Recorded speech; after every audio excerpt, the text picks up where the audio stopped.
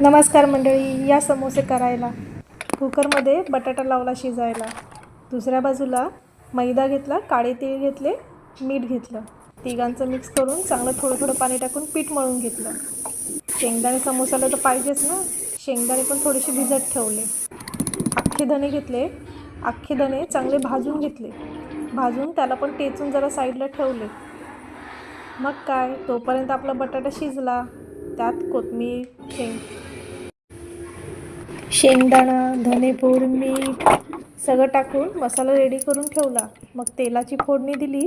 तेलाच्या फोडणीमध्ये लसूण आणि मिरच्या आणि हळद तिन्ही चांगले भाजून आपला बटाटा खिसलेला त्यात टाकून 10 मिनटं शिजवून घेतला. मग काय, चला आपले गोळे तयार करायला. गोळे चांगले लाटून घेतले आणि मस्त मध्ये कापून त्रिकोणी असा शेप दिला.